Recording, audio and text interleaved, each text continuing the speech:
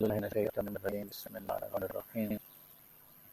ابراہیم بن مہران بیان کرتے ہیں کہ میرے پڑوس شہر کوفہ میں ایک شخص ابو جعفر نام کے رہتے تھے۔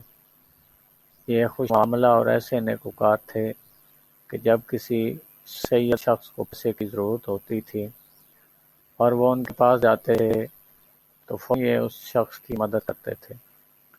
چنانچہ اس کے بعد اگر کوئی سید پیسے ادا کرنے پر قدرت رکھتے اور ادا کر دیتے تو وہ اپنے رجسٹر سے قرض ادا کرنے والوں کا نام کاٹ دیا کرتے تھے، اور اگر کوئی سید پیسے نہیں دے سکتا تھا تو ابو جعفر اپنے غلام سے کہتے تھے کہ رجسٹر میں لکھو یہ وہ رقم ہے جس پر حضرت امیر المومنین امام علیہ السلام نے قرض لیا۔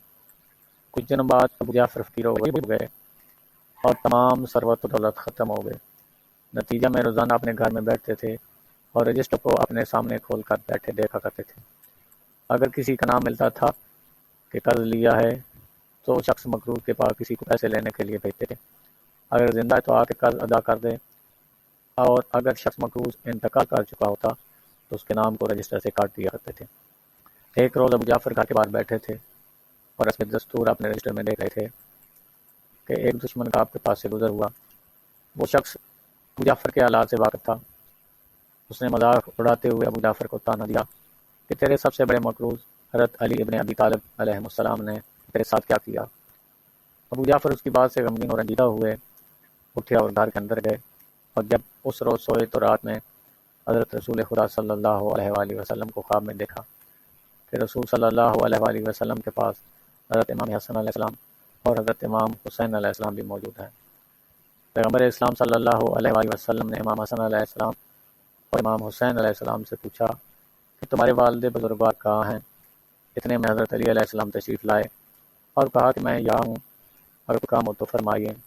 اس وقت رسول خدا صلی اللہ علیہ وآلہ وسلم نے حضرت علی علیہ السلام سے فرمایا کہ کیوں ابو جعفر کے قرض کو ادا نہیں کر دیتے؟ حضرت علی علیہ السلام نے فرمایا کہ اس کا پیسہ نکال کر رکھا ہے اور ابھی جا کر اس کو واپس دیتا ہوں۔ اسی حالت میں حضرت علی علیہ السلام نے ایک تھیلی سفید اون کی لائے اور ابو جعفر کو دیا۔ اس وقت رسول اسلام صلی اللہ علیہ وآلہ وسلم نے ابو جعفر سے کہا کہ اس کو لے لو، البتہ اگر کوئی میرے فرزندوں میں سے تیرے پاس آئے تو اس کو ناامید کر کے باہر نہ کر دینا، اس لیے خداوند عالم نے تجھے برکت دیا ہے، اب اس کے بعد تم کبھی فقیر نہیں ہو سکتے۔ ابو جعفر جب خواب سے بیدار ہوئے اور اپنے ہاتھوں کی طرف دیکھا، ایک تھیلی سفید اون کی ان کے ہاتھ میں تھی۔ اسی وقت رات میں اپنی بیوی کو جگایا اور کہا کہ چراغ جلو۔ جب چراغ روشن ہوا تو ابو جعفر نے تھیلی کھولی، اس میں 1000 اشرفی سونے کی تھی۔